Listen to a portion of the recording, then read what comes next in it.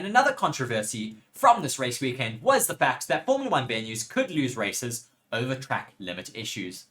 Track limits were certainly another major issue that took place along this race weekend, as the FIA president Mohammed bin Sulayem has said that venues like Losail and the Red Bull Ring must address their track limit issues, or risk losing slots on the Formula 1 calendar. After a Qatar Grand Prix weekend that was beset by track limit chaos as grid positions were shuffled around in a raft in place and race penalties handed out to change the order, bin Sulayem has made it clear that he thinks situations like this are unacceptable.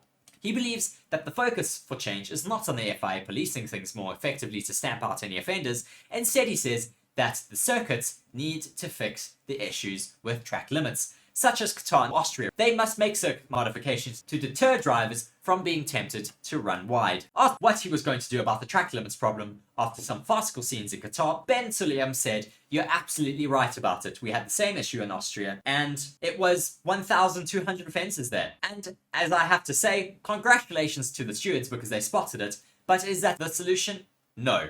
The solution is to improve the track itself. I know there are some that are resistant to it, but to tell you the truth, if they don't, then there is no race. It is as simple as that. We cannot afford this." Drivers abusing the curbs so much in Qatar proved to be one of the factors in the tyre situation that Formula 1 faced last weekend after the sidewall separation was spotted on the Pirelli rubber. "We have to work on a solution," explained Sulayem. "One of the solutions is to make it slippery when they go off. Nobody can stop the drivers except the drivers themselves.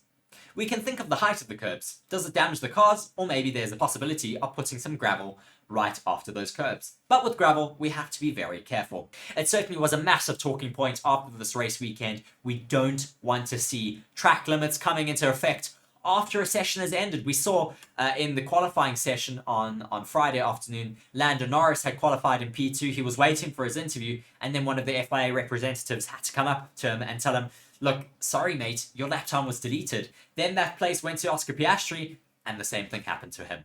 Very disappointing from Formula 1. We don't want to see sessions being affected by track limits as much as this. I thought they would have been more down on it after the fact that we had these issues in Austria.